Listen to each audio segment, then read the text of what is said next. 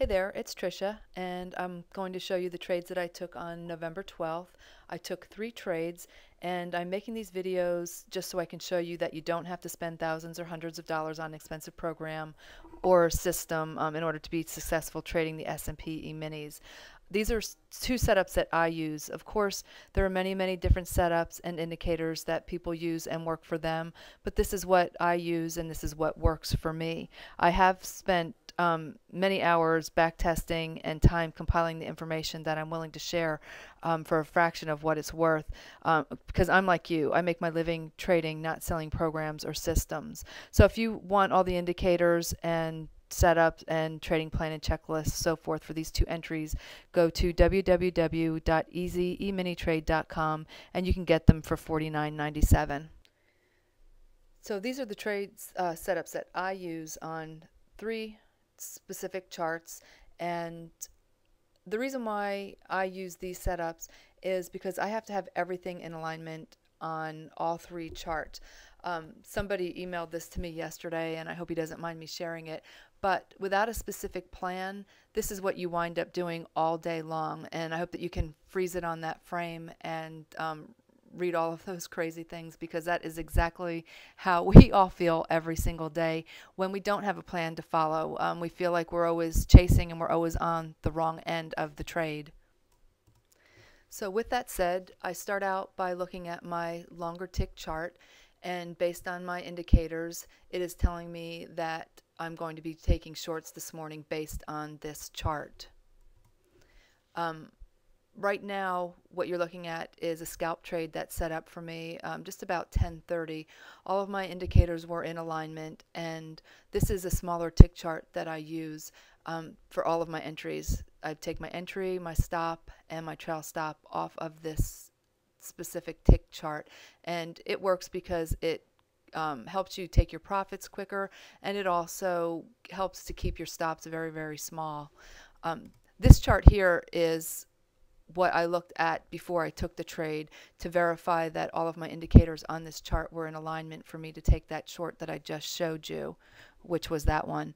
I entered at 876.75 and I trail stopped out at 874.50, and that was a gain of 2.25. Now, I use the pivot method typically for trailing my stops, so there are many different ways that people do trail their stops, but that's what I choose to use. Some people use the moving average. If the bar closes above the moving average, then they stop out. If it doesn't close above the moving average or below, of course, depending on which way you're taking your trade, then they remain in the trade. Some people wait for one of the indicators to cross over. Again, personal preference. I typically use the trail stop method using the pivot highs and pivot lows. This is the next setup that I took, and this was set up on the longer tick chart. I have the 2 setups that I use. One is taken off of a longer tick chart, but all of my my other 2 charts that I use have to be in alignment before I take the trade, and then I still drill down on my smaller tick chart to get a nicer entry. So this set up off the larger tick chart, and I entered short at 866.25, and I trail stopped out for a small gain of half a point.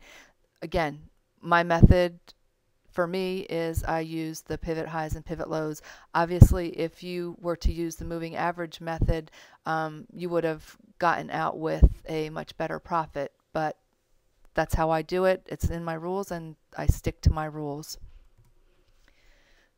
This is the second scalp trade that I took later in the afternoon. All my indicators were in alignment. I have my specific setup on my smaller tick chart for my scalp, and my other 2 charts confirmed that yes, I can go short. So I scalp traded this at 866.25, and I trail stopped out at 863 for a gain of 3 1/4. So that works for me. You are going to feel like you're missing many, many trades, but if you go back to that slide that I showed you with the market going all over the place of that picture that somebody sent me, that is what you start to feel like, because you feel like you're chasing everything.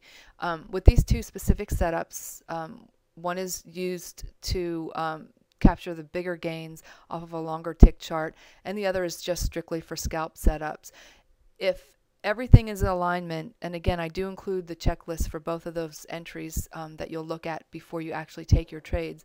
But if you make sure all those things are in alignment, you have a very small chance of being whipped around. And that's a problem with a lot of the methods that people use, is that you're constantly being whipped around, and you're getting stopped out often. You are definitely not going to be taking as many trades as you currently probably do, and you'll feel like you're missing a lot of trades.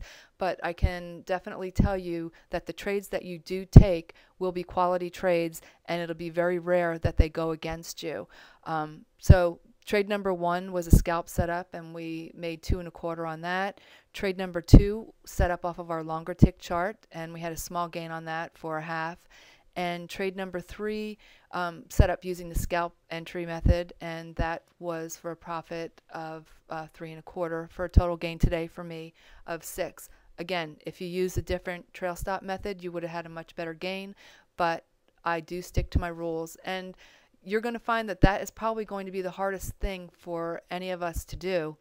It was for me, because you constantly feel like everybody is in something, you're not making any money, and you're missing the trade, and you're just sitting there watching it, skyrocket or, fall to the ground, and you're telling yourself, well, gosh, I should be in this trade, I should be in this trade.